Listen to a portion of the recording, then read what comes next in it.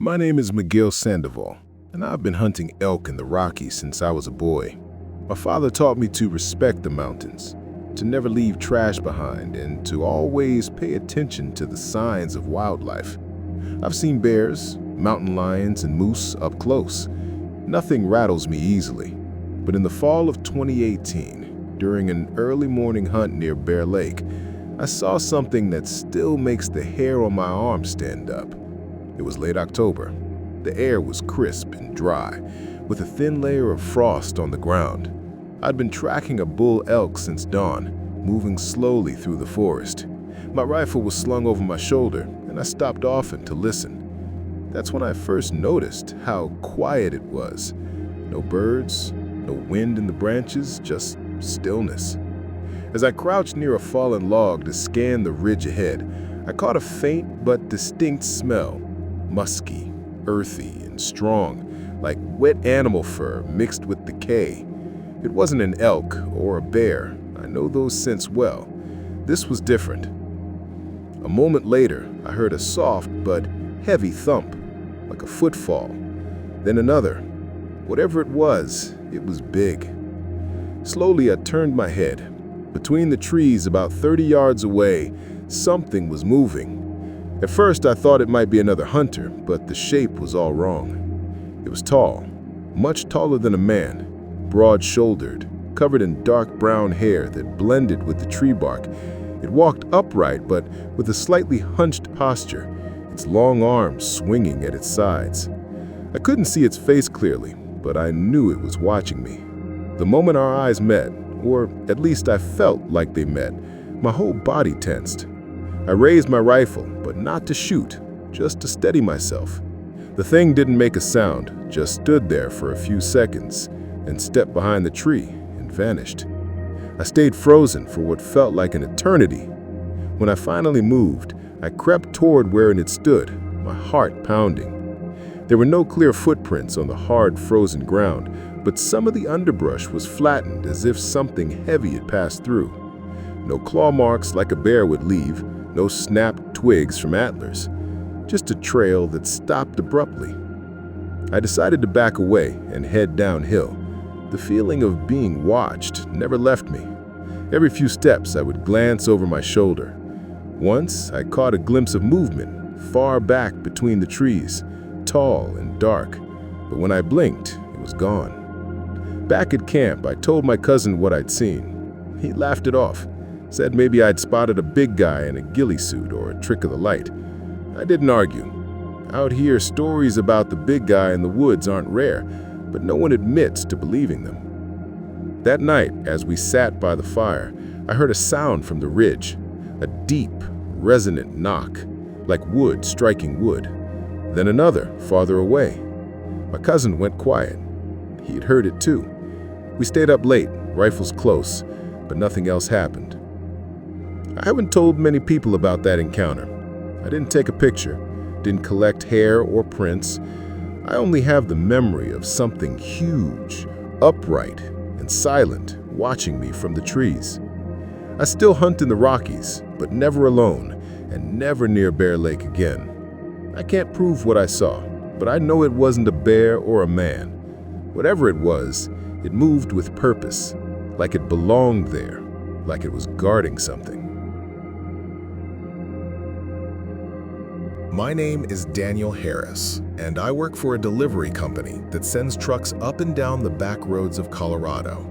I've been driving the same route along US 34 through Estes Park for years, making late-night deliveries to small lodges and mountain cabins. In all that time, I've dealt with snow, black ice, and even a few moose stepping into the road. But one night last November, something happened that I still can't explain. It was around 2:30 a.m. when I left the last lodge and started heading back toward town. The road was empty, no headlights behind me, no cell service. The sky was clear but moonless, and my headlights cut through the dark like two narrow beams. About 5 miles past a pullout called Raven's Lookout, I noticed movement on the shoulder. A large shape crouched low near the tree line. I slowed, thinking it might be a deer or even a person in trouble. But as I got closer, I realized how big it was. the figure rose up from a crouch, towering well over 7 feet. It turned slightly toward my truck, and in that split second, under the headlights, I saw dark matted hair covering its frame and an arm much longer than a human's. Its face was in shadow, but I caught a glint of eyes reflecting light back at me. Animal eyes, not like a person's. I gripped the wheel and coasted past, my heart pounding. I didn't stop. In my side mirror, I saw it step fully onto the asphalt. It crossed the 2-lane road in 3 strides and disappeared into the trees on the other side.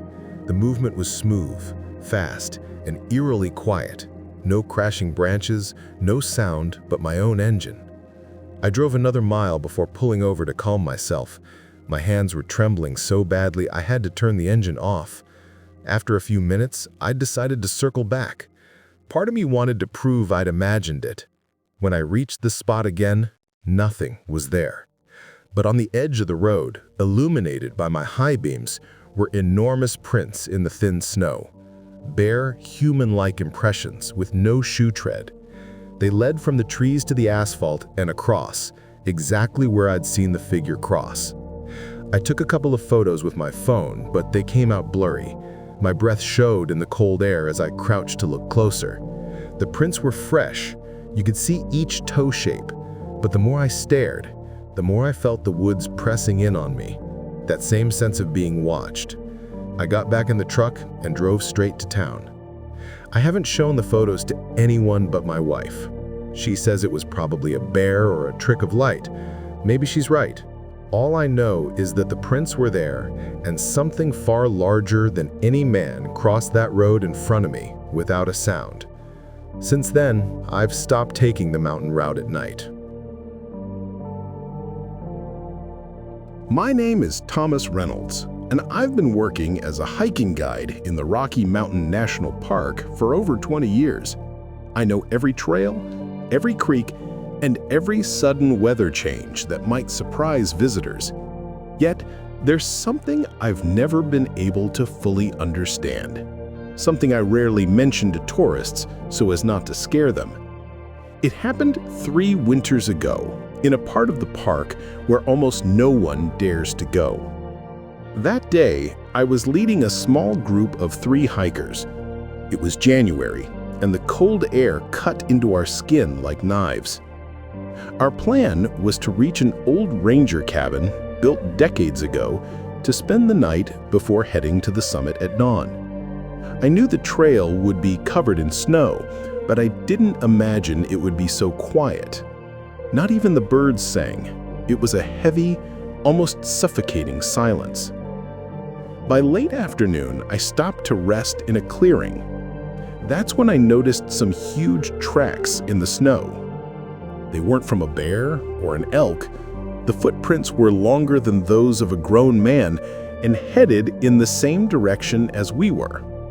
I didn't say anything to the group, not wanting to alarm them, but I made a mental note. As we pressed on, the feeling of being watched grew stronger with every step. When we arrived at the cabin, we lit a small fire to warm ourselves. Everything seemed calm until past midnight, I heard a noise outside. It was a slow, crunching sound, like something heavy walking on the snow. I got up, grabbed my flashlight, and moved toward the window. There, just a few yards from the cabin, I saw a massive silhouette. It stood more than 7 feet tall, maybe taller. Its body appeared to be covered in thick, dark hair. I couldn't make out its face, but I knew it was looking at us. My instinct told me not to go out or make a sound. I went back to my cot, though my heart was pounding. Long, drawn-out minutes passed before I finally heard the footsteps slowly retreating into the snow. I didn't sleep for the rest of the night. At dawn, we went outside to check the area. In the snow were the same enormous tracks I had seen before, but now they circled the cabin. It was as if the thing had been pacing around us, watching. The hikers didn't notice the danger, and I chose not to tell them what I had seen so they wouldn't panic. I simply told them we had to head back, claiming the weather was about to get worse. Back in town, I reported the incident to a veteran ranger. He didn't look surprised. All he said was, "You're not the first to see it. Don't talk too much about this if you want to be taken seriously." His words chilled me more than the mountain air ever could.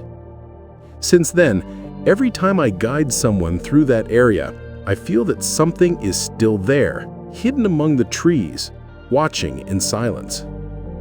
I don't know if what I saw was really Bigfoot or some unknown animal, but I do know it wasn't a bear and it wasn't a man. It was something different, something that moved with intelligence.